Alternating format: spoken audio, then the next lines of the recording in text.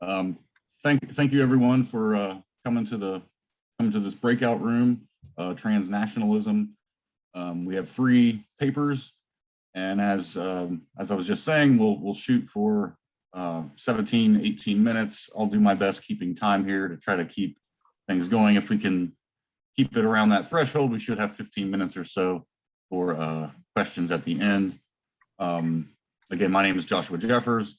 I'll just go through the papers in alphabetical order, which is the way they're by last name, which is the way they're listed in the program. So I'll present first my paper, the title in the program, which has actually changed again since then. I'm driving poor Jacob nuts with all my different titles. But the one in the program is At the Center of the World, Blood Run, the Great Pipestone Quarry, and 17th Century Mound Building in the Upper Midwest. As you'll see in a second, that's changed a little bit. Our second paper from Peter Kratz from the University of Western Ontario, Midwestern or Mid-Continent, Keweenaw, Michigan as a transnational hub. And the third paper from Anthony Miller from Miami University, Hamilton, Must the Chinese Go? Chinese Sojourners, Iowa Republicans, and Chinese Exclusion Acts, 1882 to 1902. So we will hear from these folks.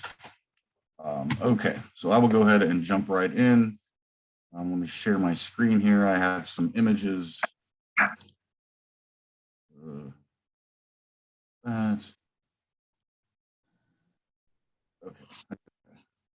Okay, so as you can see, my title's slightly changed there.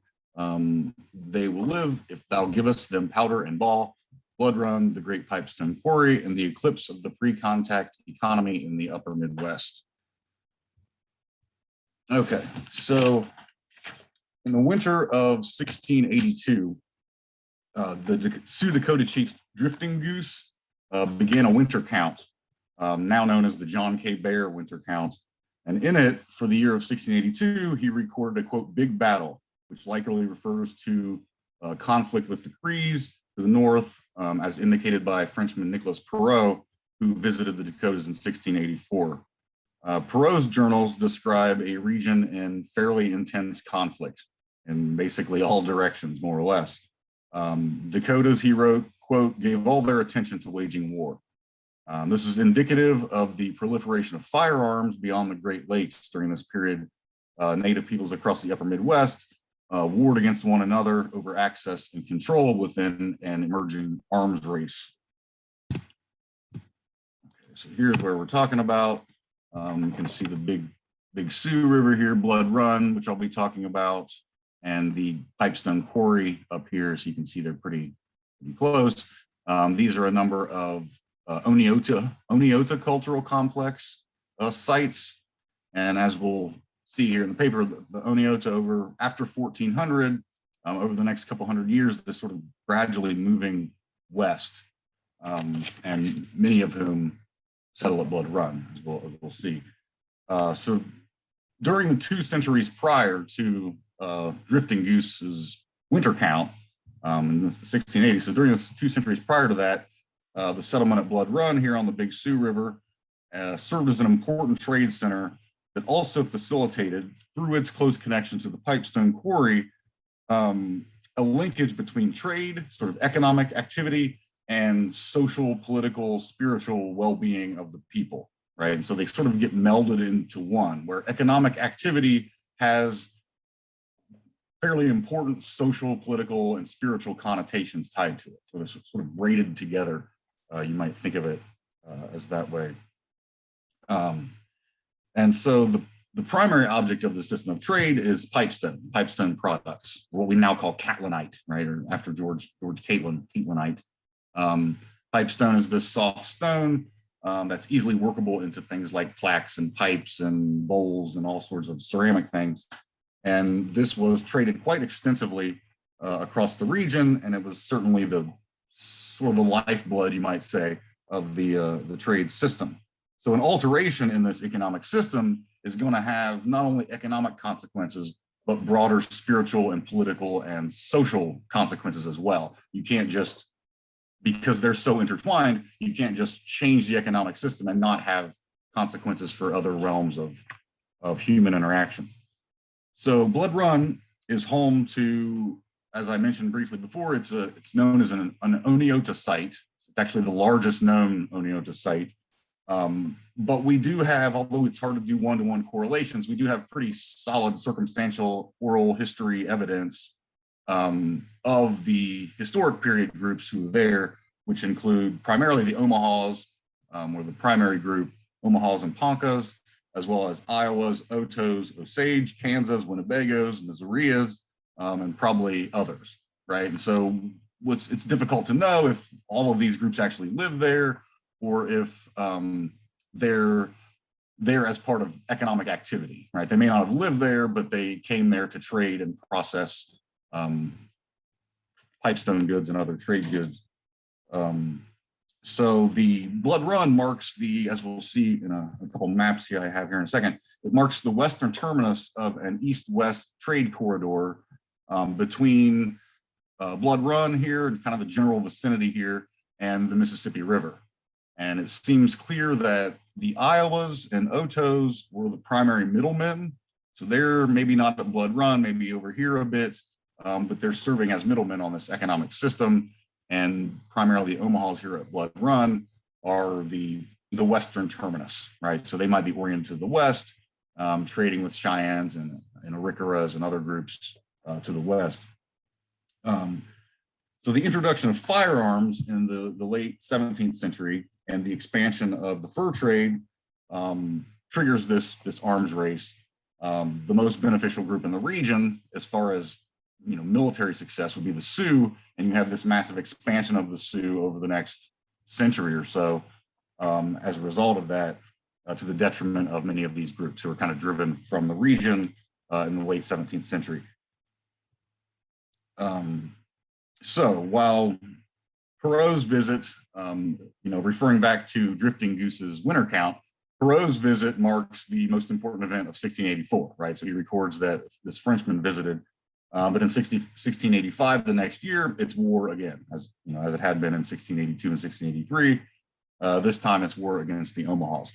So you see in the 1680s, this major explosion of violence and warfare that seems to have not have been the case in the previous 2 centuries, right? It's notoriously, there's a lack of palisaded walls, a lack of, representing warfare in things like winter counts and stuff like that. Just the circumstantial evidence you would expect to see in an area where there's sort of ongoing warfare, you don't see, and then it emerges suddenly and in pretty large scale in the 1680s. So there seems to be a pretty important connection between the introduction of firearms, the transformation of this economic system, and the emergence of sort of intensive violence in the region. So it's situated, Blood Run, situated at an important regional crossroads, as I mentioned.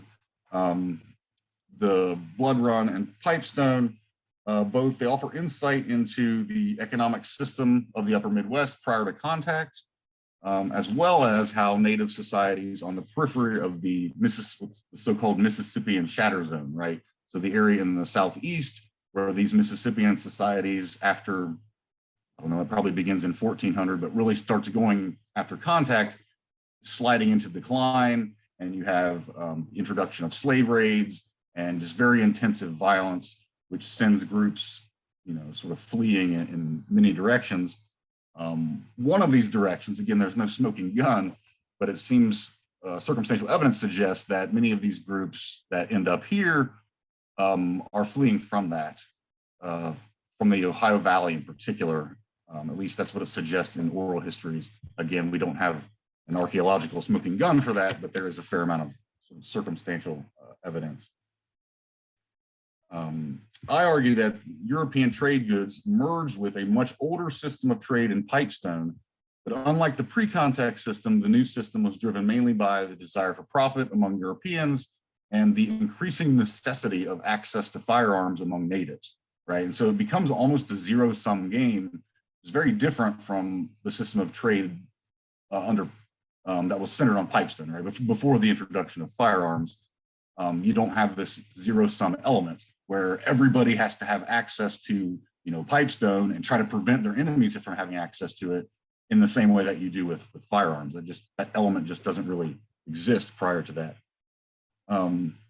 Moreover, the Euro-Indian trade system that comes with the introduction of firearms sort of co-ops a trade infrastructure that's already in place and has probably been in place for a few hundred years at this point, at least. And so, by infrastructure, I mean like the trails and connections and the sort of political connections that link the network together. The French essentially come in and co-opt that infrastructure, but, sort of a big but, guns and firearms and metal implements tend to displace pipestone elements, the centrality of pipestone to the trade system. So the system, as far as infrastructure, looks very similar to the pre-contact system, but the fundamental center of it, the animating factor, is fundamentally different, right? It's firearms now, this new weapon of war, as opposed to pipestone and pipestone products, which, among other things, represent peace, represent, so the redness of the pipestone is often seen as, there's oral traditions, they call it the blood of the people, right? The reason it's blood is because of this relationship between the creator and the people from back in ancient times, which infused this stone with redness, but also made it workable and useful to the people, right? So there's a deep spiritual connection that ties in with the trade connection that is essentially absent from the new trade system based on firearms. Okay, so Blood Run, as I said, is the largest site associated with the Oneota cultural complex. Archaeologists estimate that its height was home to around 6,000 to 10,000 people. It contained hundreds of conical mounds, at least 2 effigy mounds, including one 300-foot-long serpentine mound, a 15-acre earthen enclosure, 8 quartzite pitted boulders, which is what I had on this previous image here, over here on the right. We don't really know how they did this or what the purpose was, but archaeologists have found these things, and there's a number of them at Blood Run, as well as 150 to 800 stone circles. And these are, or at least we think, they were put at the bottom of dwellings. So now the dwellings are all gone, right? But the stones are still there, so we can kind of see where they had longhouses and sweat lodges and wigwams and these different things, which will become significant, as we'll see in a second. 19th century accounts put the total number of mounds at 275, which is kind of what we've settled on in the archaeological literature. Dr. Frederick Pedigrees, who was a 19th century researcher who excavated at the site, he also described these perimeter of rocks at the base of the structures. Yeah. So you see here, and this map might be hard to see, this is a Pedigrees map from 1889, and they kind of go together, right? So you have bottomland here and then this steep slope. So this is up on like a plateau, and it kind of connects here, right? It's just 2 pages is why it's in a book, right? But you can see the mounds, and then all these little dotted areas, these are where the stones were. And so you can see the mounds, it's very different. This is one of the things that's unique about Blood Run.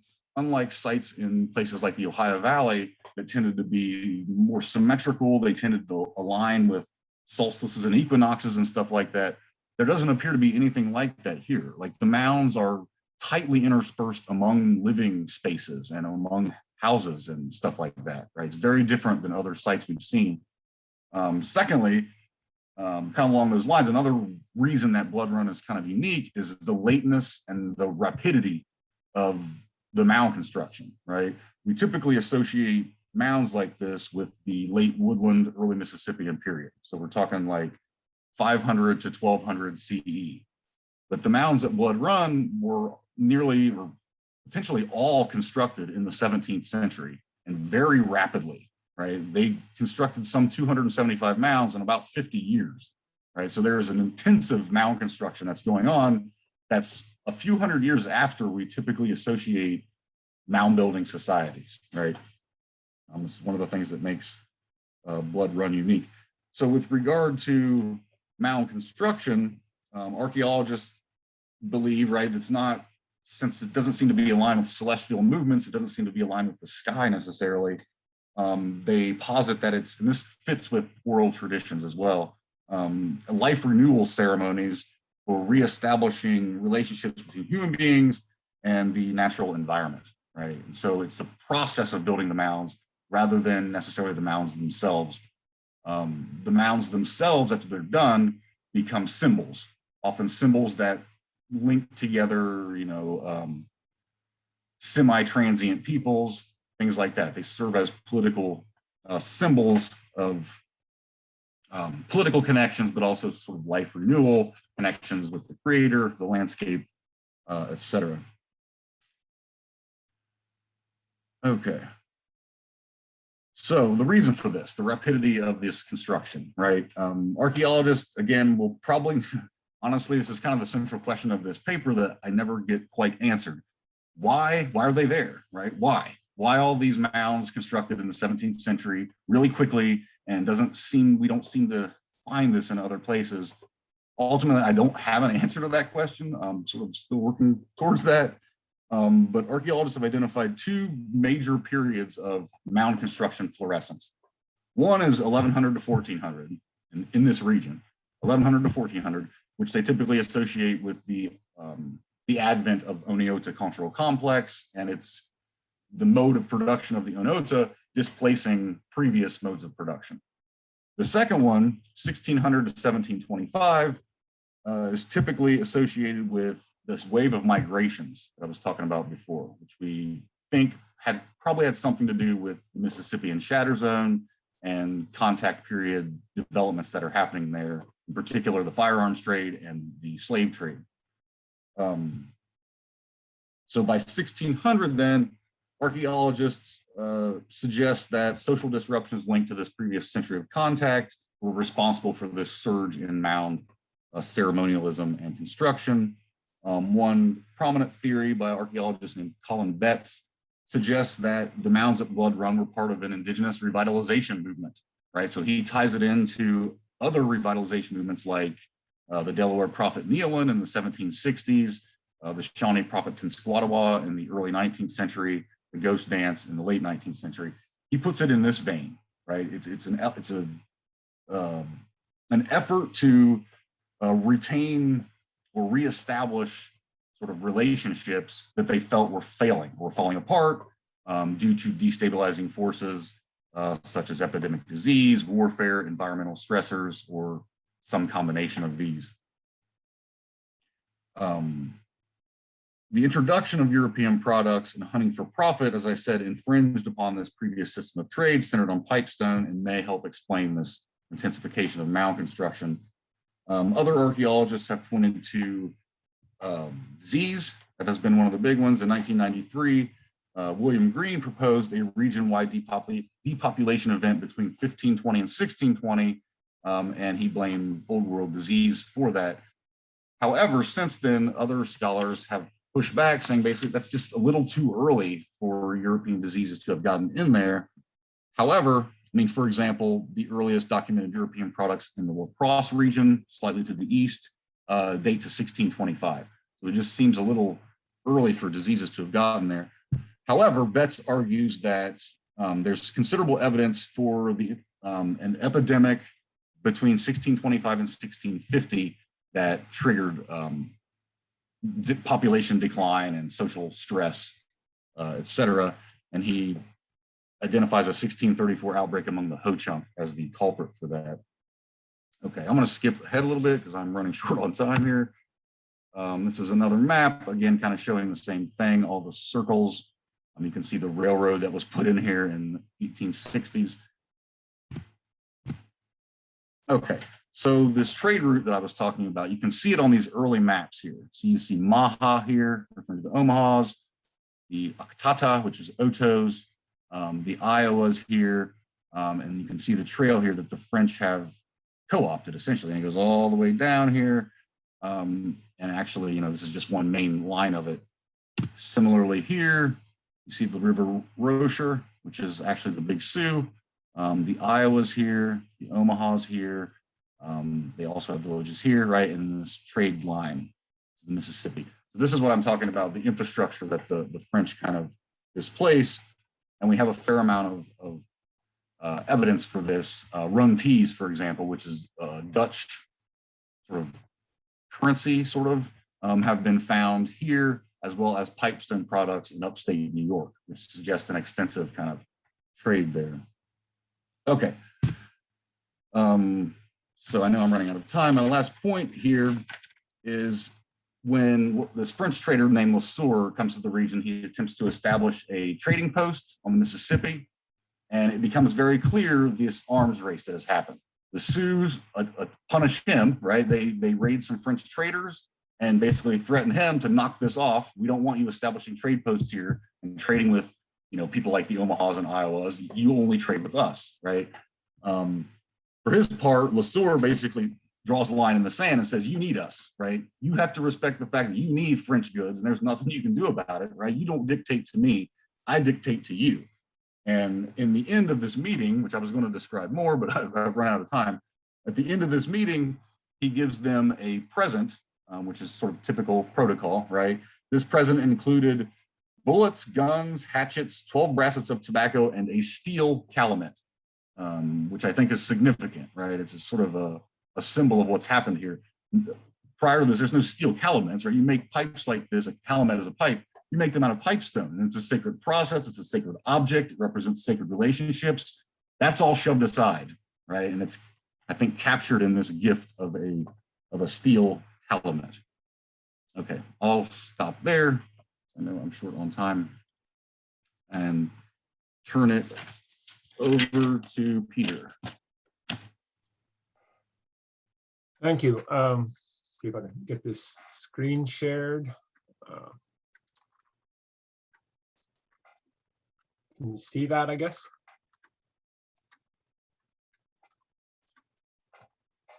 Hopefully. As I think it was Monty Python said long ago, now for something completely different in that sense. I hope people can see the screen.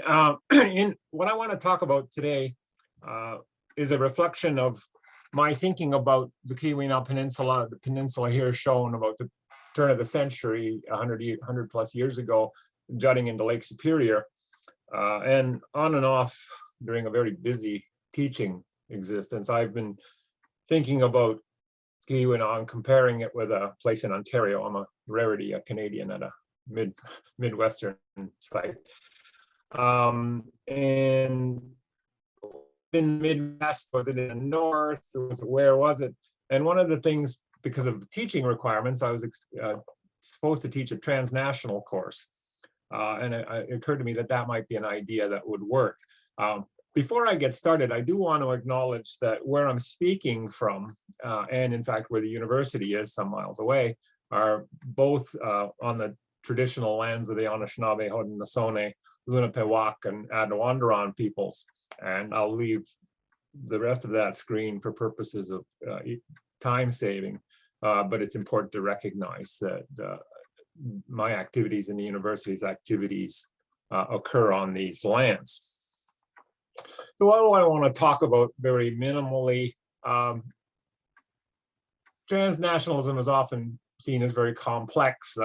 Maybe you want to simplify that, so I'll just visit transnationalism for thinking for a second. I want to look at copper mining as a transnational force, a bit of cultural transnationalism using one particular ethnic example, again, in terms of having 15 or 20 minutes, rather than extending that to many, but it is an example of possibilities. And at the end, perhaps transnationalism is part of explaining what makes Keweenaw what it is itself in some ways, a little different sort of a place. So really quick kind of an entry into these sorts of things. Transnationalism can hurt your head if you read about it enough. It can be quite complicated. But in some ways, if you keep it simple, I think it has some real utility. Nothing wrong with complexities, but it has some real utilities if you just think about, rather than burdening yourself entirely with national or state or regional boundaries, you can think of those as part of a larger package where perhaps you can think about the movement of ideas, technologies, peoples, institutions. And I want to touch upon a few of these. Because these presentations are apparently being recorded, if someone has a lot of interest in this, I've got some citations and that sort of stuff, so one could look those up later. But in that sort of process, that transnational regionalism, in that sense, you can look at the regional issues and reread them. You can destabilize margins and borders and say, okay, if I'm talking about a mine in Keweenaw, that may be relevant in a lot of places, or miners, or engineers, or immigrants. And I think we all recognize that there's merit in trying to think that way. And in this case, trying to use a case study, a very micro case study, to try and examine some of those elements. And I hope later in my work to be able to compare it in some ways to another mining area.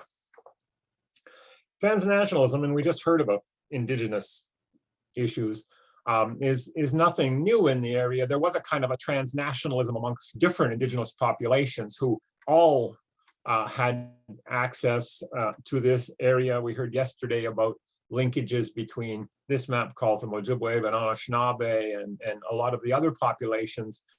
So the Keweenaw up here was part of a place that already had, if you will, international contexts long before settler society arrives, had international contexts, as a variety of authors have written about, as a kind of a middle ground between settler societies and Indigenous societies, and all of these sorts of things. So in this sort of context, there is that long history. But beginning in about the 1840s, the region becomes a really internationally important producer of copper. Really the first big North American producer of copper. And copper in that sense becomes part of this international flow, because it's not just about the mineral, it is about the mineral. I point out here that because of technologies, copper becomes much more globalized, about telephone, telegraph wires, electrical wires, and by the 20th century, copper in sort of things like radios, etc. But also money moving. And yes, there are certainly strong American links with that money. Boston money, for instance, is important in the Keweenaw, but there's also French interest and British interest. So money and investment, all those things going back and forth. Also a movement of how you do this mining. The idea of how you mine in a more technological, industrial sort of a way. That idea is partly played out in the Keweenaw, and those ideas are arriving there, but also coming back. So going back and forth. And that's a really significant development.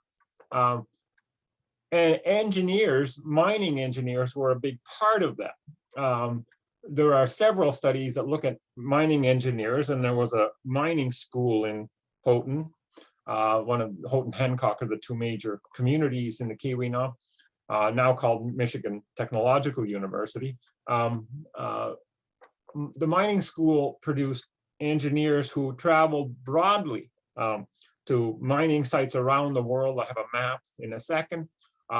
They took their ideas, their information, their attitudes, and I put in a box here, less has been written, but so do miners. Miners leave perhaps for better conditions, perhaps because of industrial unrest. There's a famous strike in 1913. Sometimes people are blacklisted. They cross borders. I've looked at evidence where quite a lot of miners are leaving Keweenaw, going east through Sault Ste. Marie and entering Canada. And where are they headed? They're heading to a mining camp in Canada. Different mining camps, particularly Sudbury, but some other ones. So there is this movement in that sense. And that movement is really, really quite substantial. Hard to map those individual miners, but mining engineers, because they were graduates, and graduates become alumni, and alumni institutions want to know where their alumni are.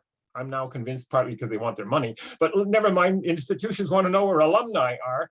And so, yes, a lot of them are in the United States, and significant numbers are in Canada and Mexico, but they're in Latin America, South America, Europe, and even as early as this, by 1915, pretty much around the world. And then there are different sort of connections. Those minors that I said are hard to trace, as minors they're hard to trace, but you can look at who they are. And I'm here looking at the Finns, because that's the language I can read and the sources I can handle. And there's really good sourcing in Hancock for Finns and that sort of stuff.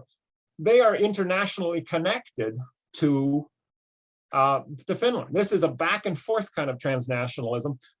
Here, for instance, all across the area, but including Houghton Hancock, greetings going back to Suomen Työmies, so the Finnish workman newspaper.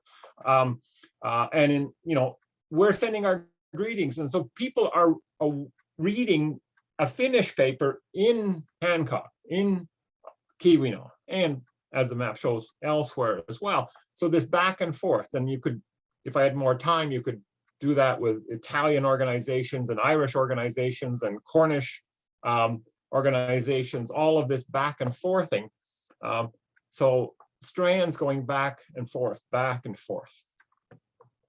And so in that sort of sense, you have not just sort of a human connection that my parents still live there or my cousins still live there, but the news back and forth. And here is the opposite side of that. The Amerikan Suomalainen Lehti, the American Finnish paper, beginning in the 1870s, there are subscribers to this paper in Finland. So they're going, but the news is going back, and there is this internet. We think of, you got to have the internet, or you got to have, some of us are old enough to remember that there wasn't even an internet, but no, there's lots of different ways that this connection can be made. So you have this back and forth. And if you're producing material there, I've narrowed it down here a bit because the information Keweenaw can also be sort of on a national, international level. So Canada, the United States, you're going, the information from different, these are publications from the Opisto, which is the sort of a religious, Lutheran religious publication, and the Raitios is a really temperance society. So information, and again, some of that would connect back to Finland as well. And so there are these broader connections. And then the broader connections can produce transnationalism on site. If you ever go to Keweenaw, actually, you just got to get off the Mackinac Bridge, and there's a big sign about getting a pasty. Here's a food that is in many ways transnational. It is, yes, it has links to Cornishness, but Finns, other populations that wound up in the Keweenaw and across in fact, the Upper Peninsula, claim this kind of food. Tomatoes, Italian immigrants, miners bring tomatoes. And very early on, Finns and others are growing tomatoes. Finns didn't know anything about tomatoes, but here's this international linkage of food once you're in a different place. Now, there's obviously practical reasons to do that. Not everyone, but many people like tomatoes. And when you don't have that many options, here's a different kind of a food source. But in that sense, you can blend. So internationalism, you can draw lines and say, okay, here's a Finnish idea of food, and some of those certainly get to the Keweenaw. People like their pulla, their buns, and other sorts of things. Italian food, obviously Cornish elements. Draw those lines. And sometimes, just one slide for fun, because I was wondering whether to skip it, but I'm doing fairly well on time, I think, in that sort of process. The internationalization of professional hockey. I'm a Canadian. Canadians have this myth that we invented the game. We didn't even invent the game. They're playing hockey in Britain in 1500, but never mind. Maybe Netherlands too. That sort of thing. But here's the first pro league. So the idea that you have hockey as a product, as something that you're going to sell and maybe enjoy too, the first pro league, Keweenaw is one of the founding locations of that. And that, of course, that hockey can disseminate outwards and be of interest. And so hockey players wind up at Harvard or something. And, and those people obviously, and they do in this early period. Canadians find it really quite fascinating. In this league, this first league, the Americans are the skilled players and the Canadians are the goons. It's sort of a strange sort of a thing. But you have this sort of, and if, again, with time, people who are wrestlers, and wrestling is quite a significant spectator sport in North America, 1910, 1920. They're crossing the border. They're going back and forth. Some of them eventually become famous in other communities. One very famous wrestler in Keweenaw winds up settling in Sudbury in Ontario. Internationalism. And you could obviously follow with a variety of other things. And lastly, I'll have a sort of closing slide after this as well, but you can have ideas going transnationally. Today, people studying the Keweenaw are interested in ideas that are international ideas. Perhaps the issues around staples traps. Do you become a place that it remains underdeveloped and then collapses? Do you become a place that is an early example of deindustrialization? And some people were talking about that yesterday at this conference, these sorts of things. And so you have ideas coming from Canada or from Frank or others. So there's transnationalism can find itself in many places. So you can also have this sort of a circumstance where people there begin to think of themselves in the same way that people do in other economic locations that rely on, say, resources or that are northern. And this is pretty complicated, but in essence, it's saying we don't have enough control. We've wound up being seen as wilderness and frontier. We were exploited. That makes us, and it might make us northern. And I've argued elsewhere that Keweenaw sometimes thinks that. It might make us feel as sort of colonized, underdeveloped, all of these sorts of things. So international experience is shared, and one could make useful comparisons with other places, be that Australia or perhaps Siberia. So a very overfilled slide, my last one. So transnational linkages predate settler society and continue right through, from very serious to fun to food, left and right wing ideas, in unionism, etc. Institutional transnationalism, Suomi College, a Finnish college, sends out pastors, and I could have talked more about that too. The mining school, cultural institutions, hockey, etc. And of course, mining, the miners, the engineers, but even experience around pollution. What do you do about the pollution? And there is, in the modern era, that's gone on now. Like, how did you guys cope with the pollution? What can we learn from Keweenaw's pollution? Those sorts of things. Idea transnationalism, whether that's labor, I mentioned labor here, but the other ideas that I've talked about before. So I'd argue in that sense that the Keweenaw, it might be Midwestern. I've argued elsewhere it's Northern, it's regional, it's Upper Peninsulan, but it's also transnational and something worth thinking about. So thanks for, couldn't resist virtually listening. You can take that as you wish. So thank you very much. And how do I get out of stop share? That's how I stop share. How did I do on time? I didn't do too badly. You did very good. I was going to say thank you for staying with them at the time. That's a rarity. But yeah, thank you for the interesting essay. So now we'll turn to Anthony Miller. The Chinese must go. Anthony, are you out there? That's unfortunate. Is there? No, you're not Anthony. Okay, sorry, Tim. Well, then I guess we have time for questions, I guess. Yeah, is there questions for Peter or mining, which has all gone away?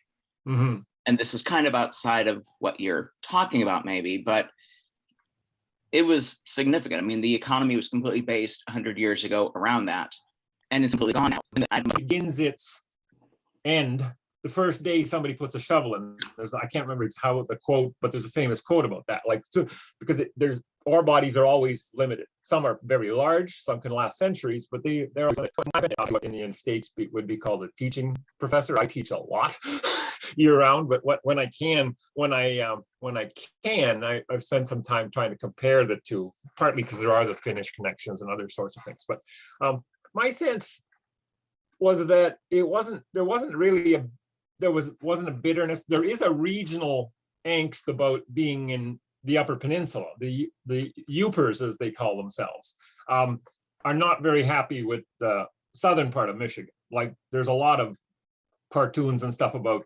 somehow cutting the Mackinac Bridge off or doing all sorts of different sorts. There's a lot of angst about that. And I think there is a sense that, okay, they came and got our minerals and they got our trees and they got our whatever, and then they left, and now they come up and say, isn't it nice that it's so quiet here? Well, when we come on vacation, and I from Northern Ontario has a lot of that same sort of thing. Everybody wants to come up from Toronto and say, isn't it nice here? Don't cut those trees. It makes a lot, but the people are trying to make a living with the lumber mill or something. So I think there's kind of a reality. There's been a reality check that the ore does run out, and but in some ways, I think there is this feeling that if the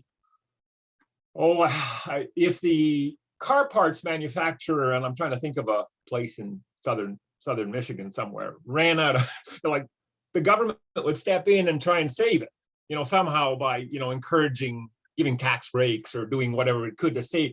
But when it's a resource community, it's kind of like, well, that's the way it goes. The mines run out, you're done, goodbye.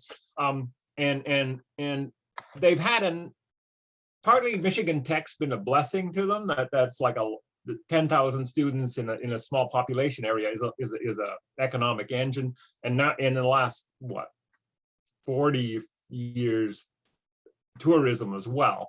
But there is this, I think, a sense of, and that's what I was very briefly hinting at in terms of this, it's a kind of a Rust Belt phenomenon without having, there are a few head frames that are up and stuff like that. And some of them have been turned into tourist sites too, and that sort of thing. But there's a Rust Belt phenomenon. But I do think that it's a blend of reality and also sort of, that's a hostile took our stuff and we got that pile of environmental waste over there that we have to figure out what to do with.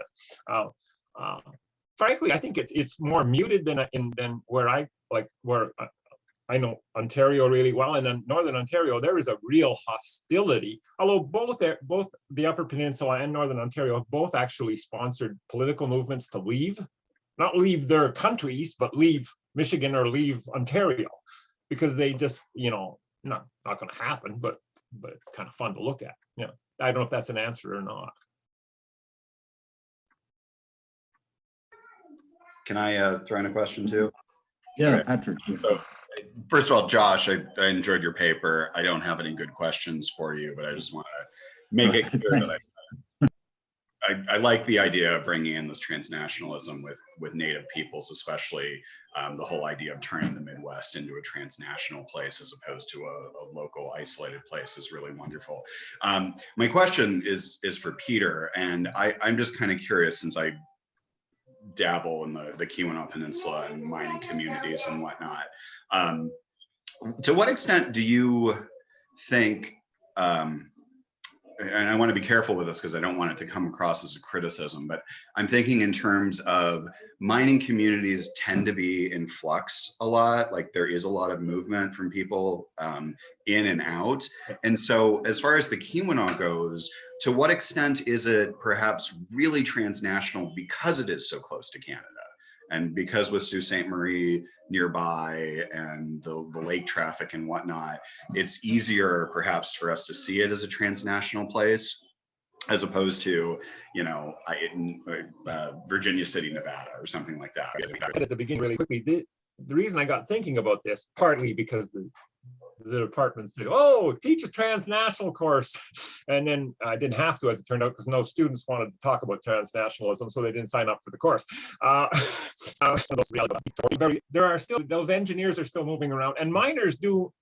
Mining is one of these interesting jobs that, I don't know about the States, but in Canada, it was sort of seen as unskilled. My dad retired after 30 years in a mine and was deemed a unskilled laborer, and he'd handle explosives and machinery and all sorts of things, but he was just a miner. He wasn't like someone who was an electrician who'd gotten some kind of specific. And now miners are actually getting, at least in Canada, are getting actual like journeyman's documents to be, I am a professional miner, because of that sort of phenomenon.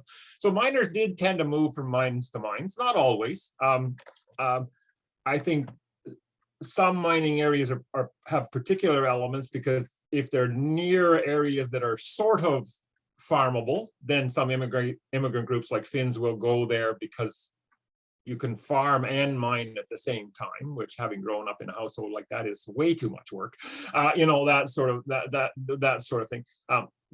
So that I think there is that many of these topics can be talked about wherever the mine is, even if it's in South Africa or Australia or whatever.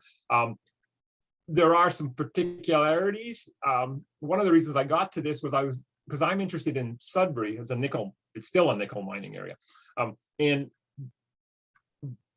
border studies didn't quite seem to work. It was far enough away. Both were somewhat away from the border. It's still a fair drive from Keweenaw to Sault Ste. Marie and that sort of stuff. It was difficult to find, rather than just simply doing, I'm going to take these two places as if they're islands that aren't affected by anything else and compare them that way. That seemed a little false to me. Like, everything's, even in the 19th century, everything's affected by everything to some degree. And so I thought, I got to thinking this might be something that would work. I'm sort of had very preliminary talks about doing a book on this, and that might be a pipe dream, but I'm trying to find a sort of a way to handle this without having it just be, I'm going to talk about this, I'm going to talk about this because I want to. Because those books do exist. Maybe that one would have a broader utility for people who were interested in other places, but maybe could get some ideas from it.